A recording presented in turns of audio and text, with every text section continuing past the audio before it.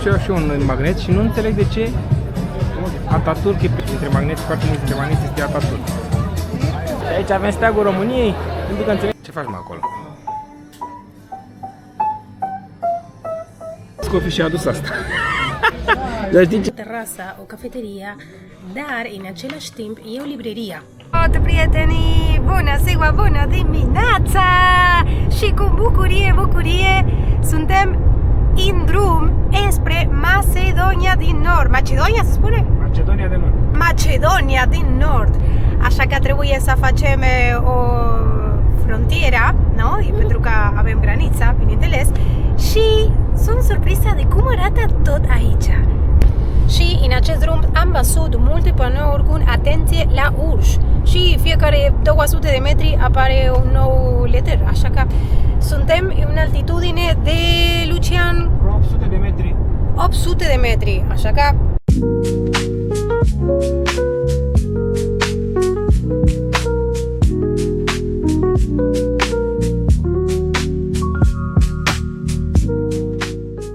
bine, și am ajuns în granița. La graniță. Lăsăm Grecia și să pornim la drum spre Macedonia del Norte. În acest moment vom merge ce oraș? Bitola, capitala Vlahilor. Bitola. Suntem o familie internațională. Eu din Argentina, el din România și un bebe șuma. Și pe acest canal vă arătăm aventurile și culturile noastre. Abonează-te și fă parte din comunitatea noastră. Salutare! Salutare tuturor! Am ajuns în Bitola. Macedonia del Nord, prima dată pentru mine. Și pentru el, și pentru mine, și pentru toată lumea. Și această localitate specială se numește capitala Vlahilor. Am încercat să găsesc un video pe YouTube.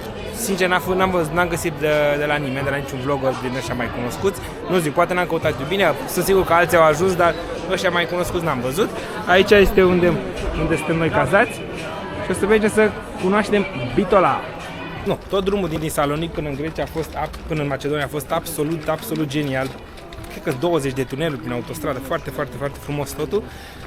La frontieră am pierdut niște timp, dar a fost din cauza noastră și a polițistului de la frontieră care nu vorbea engleză. El mă întreba insurance și eu arătam asigurarea de călătorie a noastră 3. Și le arătam și în loc să-mi zică nu, de mașină, asigurarea mașinii, îi dădea așa, uite așa.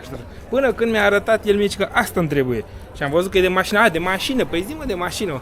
În fine, mai rar să nu... Anyway, era în 3 mașini.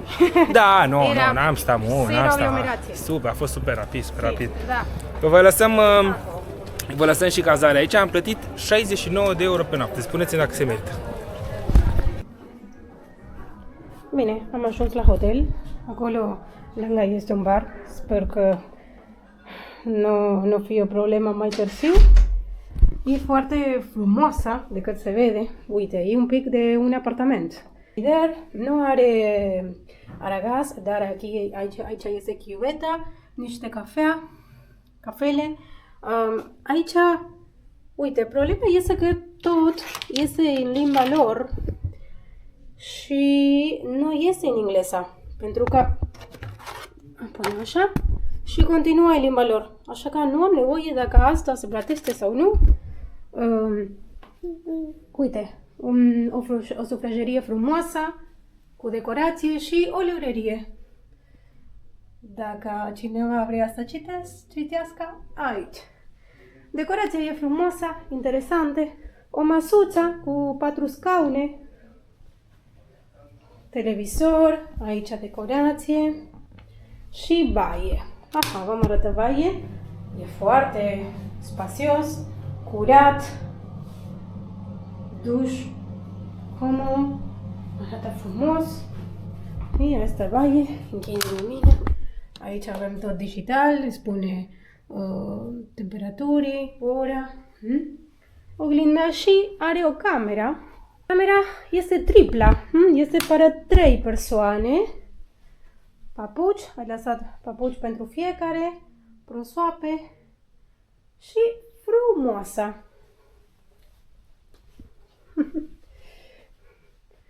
Frumoasă. Limba oficială aici este macedoneană, care este 90% bulgară. Cu toate astea, aici în Bitola este capitala Vlahilor, capitala a românilor, cum să zic, capitala... Na. macedonilor, cum vreți să le spuneți, pentru că din 70.000 de locuitori, ci că câteva zeci de 20.000 ar fi vlahi, care încă se mai declară așa, dar probabil s-au mai pierdut, înainte erau mai mulți. Și apropo de asta, când am ieșit din hotel, e o ușă prin spate pe unde, că am fost să iau căruțul lui Băbe, și o ușă prin spate pe undeva și mă lovește o poartă, o ușă, și mă lovește o ușă și zice, ești bine? Și prima oară eram gen, dar de ce înțeleg? Și după aia stai bă, că v-am zis și titlul, asta e capitala vlahilor, deci aici trebuie să auzim armânește. Sunt surprinsă de că e tot plină. Strasii sunt pline de oameni, uite, nu e loc pentru mine, pentru cărăcior. Toată lumea a ieșit astăzi, se vede, și este orașul cel mai turistic. Da, eu n-am văzut nicăieri atâta cum cred că nici în Brașov, dacă merg acum, nu ai atâta lume.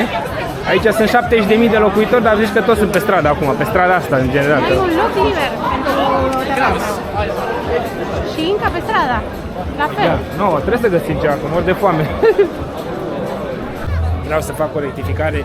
În trecut au fost 20.000, până la chiar la 50.000 de aia români. Aici era nucleul lor. Acum, cic oficial n-ar fi mai mult de 2.000. Deci vreau să rectific chestia asta. Dar poate găsim unul, să vorbim cu el. Uite, doamna de la hotel vorbea. Dar n-am fost pe fază. Și moneda oficială de aici, din Macedonia, din Norte, se numește dinar și acum cursul este 64. 61 un euro, adică 61 de denari din ăștia pentru 1 euro. Ai auzit de asta, nu denari, că e ca dinero. Dinar. Da, mă sună dinar, mi se pare foarte asemănătoare cu Dubai. Da, dacă nu mă înșel, denumirea vine de țările arabe, de aici a luat-o și Spania, dinero și toate astea. Și Lucian, cât ai plătit în benzină aici, în petrol station? Nu știu, ce știu, am băgat 45, da, știu, stai că știu, 6 lei, 6,2 lei un litru de benzină 95, ceea ce pe lângă un 9 și ceva în România este, e cel mai bine, îți dai seama. Adică și am reușit să ajung până din Grecia fără să alimentez, deși am ajuns la limită cu vreo 50 de km range, dar am ajuns, ca să pun și mai ieftin de aici. Până aici, prima impresie, cred că este un Brașov micuț, nu? Putem să zicem așa. Da, e ca un fel de Brașov, cu munte, cu o stradă piatonală, pline de terase, pline de oameni. Orașul se află la 650 de metri altitudine, adică un fel de aproape, 700 de metri, un fel de Sinai așa, ca și înălțime. Dar eu nu înțeleg eu nu pot să înțeleg de unde e atât de aglomerație. Deci dacă pui toți, îi scoți pe toți ăștia 70.000 și pui pe strada asta, tot ar trebui să fie mai lejer. Tot aglomerare și încă așa a fost parking la hotel. Nu aveam loc la început. Asta nu mai zic. Dar este al doilea oraș ca mărime și foarte turistic. Am înțeles că e în top 3. Ăsta, Skopje și mai e Ohrida, care este la granița cu Albania. Deci poate. Deci onda e așa, adică toată lumea bea alcool, suc, cafele, așa, nimeni nu mănâncă, peste tot e muzica foarte tare. Și e plin de tineri. E plin de tineri? Da, exagerat un pic, da. Uite, pe acolo ceva de parcă arată mai liniștit. Nu se termină, uite, deci tot orașul pe stradă, ce ai?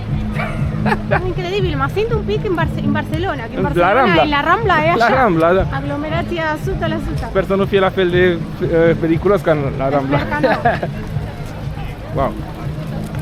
Și cum zicea și Micaela, sunt foarte mulți tineri, deci foarte mulți tineri, nu e nimeni bătrân pe stradă. Dar totuși o să căutăm ce poate să fie în afară de Vinerea Mare. Mă simt patrana eu. Da. Băi, și eu la fel. Și bine, o să mă întrebați unde au dispărut toți de la 50.000 la 2.000. Mulți dintre ei au fost, nu numai de aici, din toată Macedonia și Grecia și inclusiv din Bulgaria, Albania, au fost invitați în quadrilater, în momentul în care România a cucerit cele două județe bulgare și au fost mutați acolo. După care, când România a pierdut quadrilaterul după al doilea război mondial, au fost mutați în Dobrogea. Adică n-a fost numai o asimilare, de altfel n-ar fi avut cum să fie asimilați dacă erau 50.000 din 70.000, n-aveau cum să fie asimilați din contră, dar au fost strămutați pentru a popula acele teritorii. Inclusiv e un vlogger pe care îl urmăresc pe TikTok, care povestește despre familia lui care a venit de aici și a fost mutat de... Cum a pierdut el, săracul, a pierdut casă de aici, normal că a fost strămutat în Cadrilatel, din Cadrilatel a pierdut iar, și-a făcut iar casă, a pierdut-o din nou, a fost mutat în Dobrogea și a făcut iar casă și a venit comunismul și a luat casă, l-a băgat într-un apartament. În fine, asta este. Bine, aici atmosfera s-a schimbat un pic. Se vede mai multe cărucioare, familia, copii care se joacă. Am făcut 100 de metri după centru și atmosfera s-a schimbat un pic. Dar uite că parcul, trebuie să zicem, nu este perfect, nu? Având în vedere că este un oraș turistic, nu este prea perfect. Vorbim totuși de una dintre cele mai sărace țări din Europa. Mai sărace. Am oprit aici într-o zonă cu mâncare așa și așa. Era singura zonă fără muzică ca să poată să mănânce și copilașul nostru de liniște.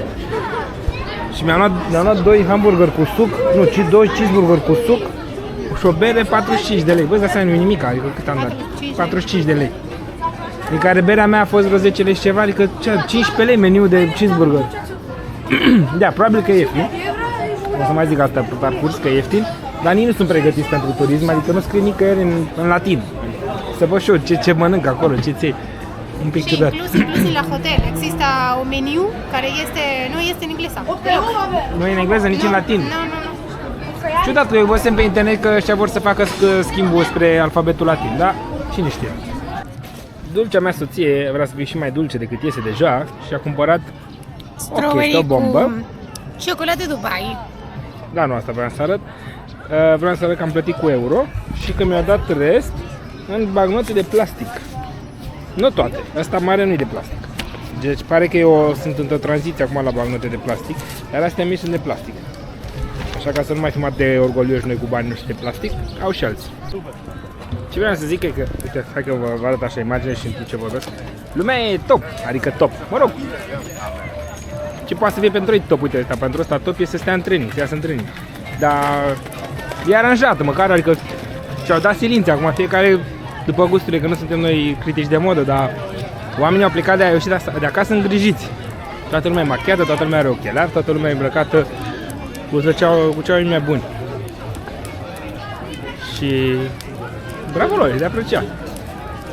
Ce vreau să mai spun e că înălțimea maximă în Macedonia e 2750 de metri, ceea ce mă surprinde, pentru că cam toate țările din prejurul nostru au înălțimea mare decât România, except în Moldova, nu?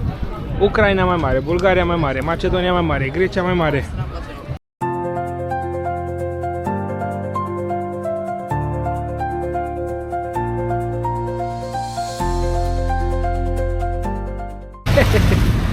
Ce vreau să mai zic, în căutările mele despre limba română și care se vorbește aici,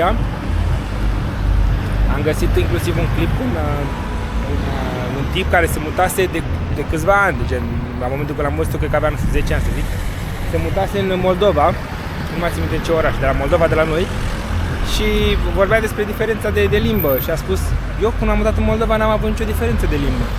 În sensul că a română este exact ca Moldova vorbită încă la țară. Poate în Iași nu se mai vorbește așa, dar ca Moldova vorbită la țară. Și asta pune multe întrebări și tot mă gândesc dacă să fac sau nu un clip despre chestia asta, dar ar fi cam controversat și nu știu dacă românii sunt predispuși să asculte lucruri mai puțin controversate. Dar e o chestie de întrebare. Cum un român din Macedonia sau din Grecia se înțelege perfect cu moldoveanul de la țară? Poate o să fac un clip. Vreau și eu un magnet și nu înțeleg de ce Atatürk e pe toate, nu pe toate, pe foarte multe dintre magneți, foarte multe dintre magneți este Atatürk.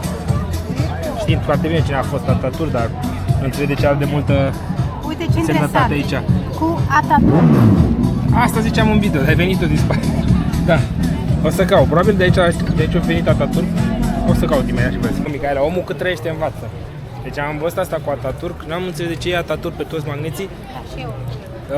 Ataturk, fondatorul Turciei moderne, a studiat aici, în Bitola. Cariera militară a făcut-o aici, în Bitola. Interesant. Păi de acum, da. În perioada când asta exista pe Imperiul Otoman și asta era parte din Imperiul Otoman, dar chiar și așa e ceva pentru orașul ăsta, Ataturk, idolul Turciei. Și apropo de asta, noi am trăit în Turcia, în Kushadasi, câteva luni acolo și de acolo am văzut că Ataturk este un eroe. Toată lumea iubește Ataturk. Da. E foarte respectat pentru Turcia. Da. Ataturk a venit într-o perioadă în care Turcia pierduse mai multe războaie și teritorii și pierduse inclusiv din teritoriul actual, cred că mai avea doar jumătate din ce are acum. Și a venit Ataturk și pe cale mai mult sau mai puțin diplomatică și a recuperat Anatolia, adică Turcia de astăzi în forma actuală.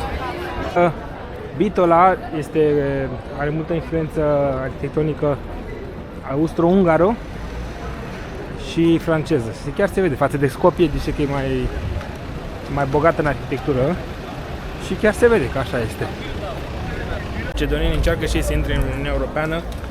Până acum blocajul a fost făcut de Grecia, care i-a zis voi nu se intrați în UE până nu vă schimbați numele. Știți că pentru ca o țară să intre în UE, trebuie ca toate celelalte să voteze pro. Dacă una singură se opune, nu intră în UE. E la fel și la NATO, dacă una singură se opune, nu intră în UE. E nevoie de unanimitate. Și în fine, au soluționat problema cu grecii și au schimbat numele din fosta Republică Iugoslavă Macedonia și au schimbat numele în Macedonia de Nord și acum nu mai vor bulgarii. Bulgarii nu vor să-i accepte în UE pentru că ei revendică teritoriul ăsta. Un pic sau nu au dreptate, dar nu întru totul. Vremea cucerii de teritorii a trecut. Aici avem steagul României, pentru că înțeleg că aici avem un consulat onorific al României, ci nu e un consulat propriu-zis, ci un consulat onorific. Foarte bine, steagul României al Oradei.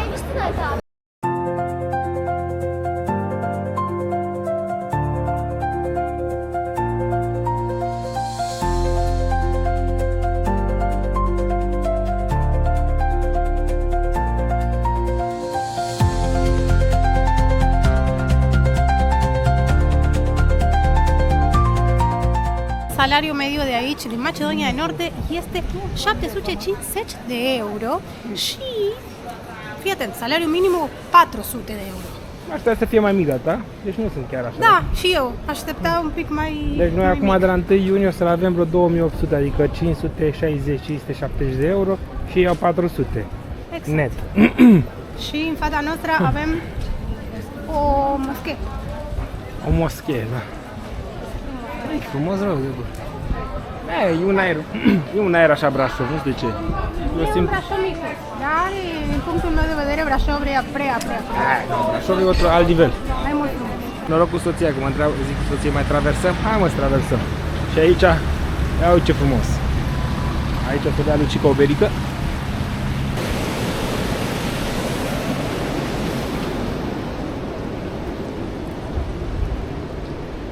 Mă, se pe aici. Și acolo a rămas râul. Încă n-am băut berea aia, mi-a promis-o Micaela.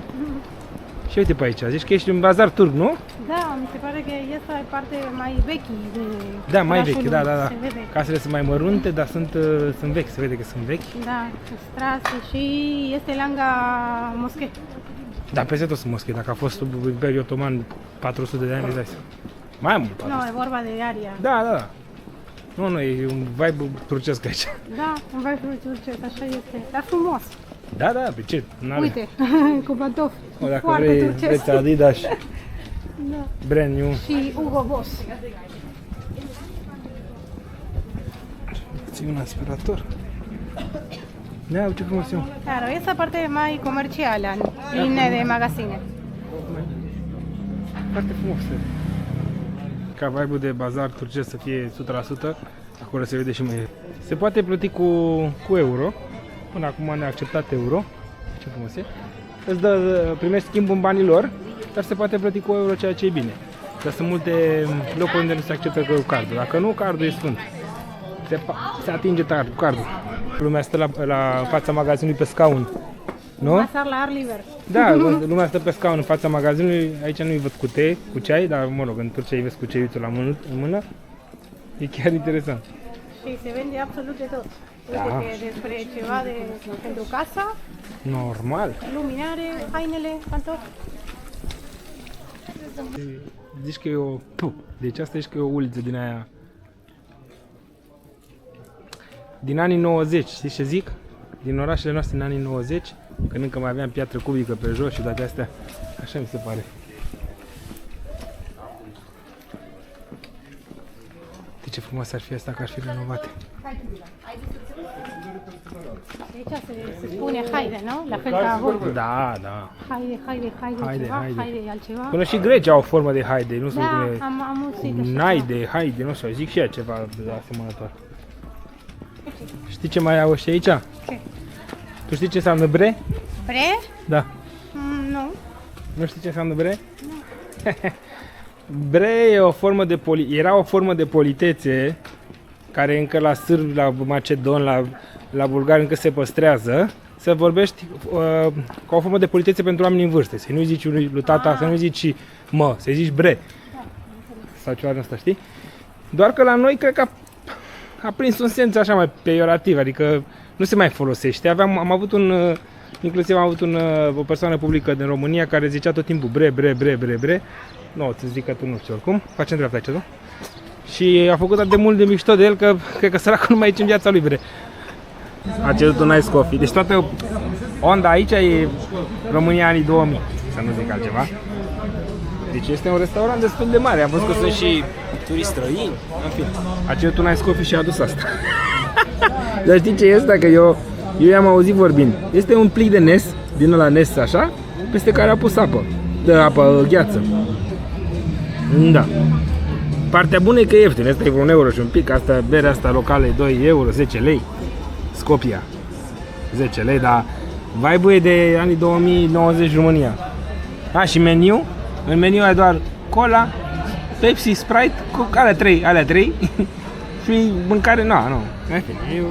Asta este. Așa că, Mica, nu știu dacă ai fost atentă. Deci dacă vii aici, trebuie să știi bulgară sau macedoneană. O știi? Nu. Trebuie să știi ceva română. Știi română? Cred că poți să înțelegi câteva cuvinte. Da. Sau mai trebuie să mai poți să știi ceva. Ai văzut când a trecut fetița asta care cerea bani? Da, zic ceva, dar noi nu înțeles nimic. A zis ceva dapto, nu știu ce, eu nu știu exact ce, adică cred că dapto înseamnă dăm și mie, dapto, nu știu ceva nu sta, dar la fel e și română, așa că băi, deci dacă nu te descurci cu macedoneană bulgaro, macedoniană, nu te descurci cu a română, măcar așa un dapto să prinzi și de la... Dapto. Nu, mă descurc foarte bine în Grecia. Calimera, Calispera, Sagapanto, Sagapaos. Escaristo. Escaristo, Sagapao, de la Sagapao. Gata cu Grecia că suntem în Macedonia. Un lucru foarte, foarte interesant pentru mine este că aici, în Macedonia, a născut Maria Teresa de Calcuta. Special a născut în Skopje, capitala. Skopje, capitala. Și se pare interesant de chestia asta, pentru că ea e cineva important pentru religia catolică. Da. Bineînțeles, dar era în timp vechi de Imperiul Otoman. Nu știu. Ea s-a născut în 1910. Skopje, da. În Skopje. Dar era etnică albaneză și o dispută. Unii zic că era macedoneancă, alții că era albaneză. Da, și am zis Maria Teresa de Calcuta pentru că așa se cunoaște în limba spaniolă, așa le cunoscut eu. Pentru că cu soțul meu vorbeam de că e Mother Teresa. Mama Teresa, da, așa. Mama Teresa, da. Da, repet, aici suntem la o terasă. Acolo e pietonala mai mare, aici e pietonala de săraci. O bere și o apă 2 euro, 10 lei. Ce vrei, frate? Ăla, ne uităm la Macedonia, toată lumea. Și în spatele meu este steaua de Macedonia și are culorile și semnificația lor este special pentru că roșu reprezintă lupta, istoria și sacrificiul pentru independența țării. Galben, adică soarele, simbolizează libertatea și există un simbol central în mijloc steaului, se află soare galben cu 8 rase. Acest simbol este inspirat din Son of Virginia, asociată cu Macedonia Antică și Alexander the Great, Alexandru Magno. Interesant este că deceniul actual a fost adoptat din 1995, Son of Virginia. Am lăsat un reseņă aici cu drag din Argentina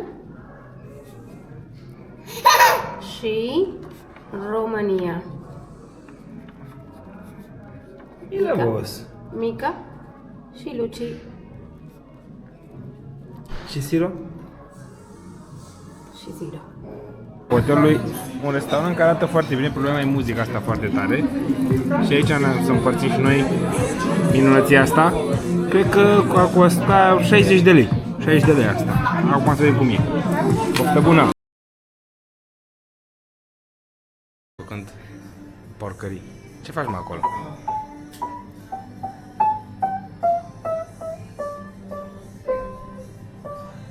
Să știi că fingers meu sunt foarte, foarte lung și familia mea mi-a zis tu poți să fii un pianist, dar nu am învățat niciodată cum era chestia asta. Era o vorbă în România că zicea să-ți iei soții cu degete scurte.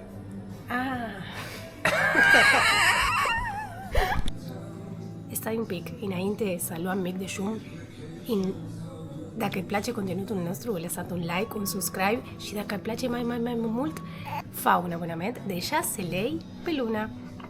Și nu uitați de hype, am înțeles că ajută foarte mult acel hype, așa că dați și un hype. Și ce vreau să mai zic, dacă vreți să învățați limba spaniolă, profesor aici, 1 la 1, ședințe 1 la 1 de spaniolă, nu? Și sunt foarte fericită pentru că am avut niște studenți și ei sunt din România și au călătorit în Argentina doar cu cursurile mele și am reușit, așa că mă simt foarte fericită și mândră de ei. Apropo de asta vreau să zic că este un pic ciudat, dar mișto, să zic așa, pentru că e un restaurant, e o terasă, o cafeteria, dar în același timp e o libreria.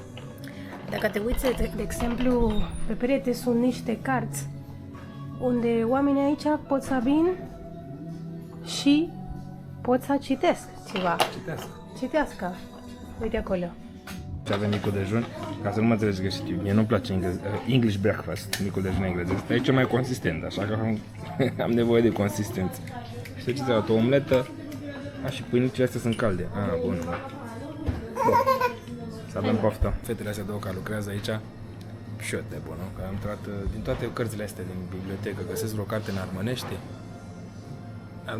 în vlahește, nu știam cum să-i mai zic ca să înțeleagă.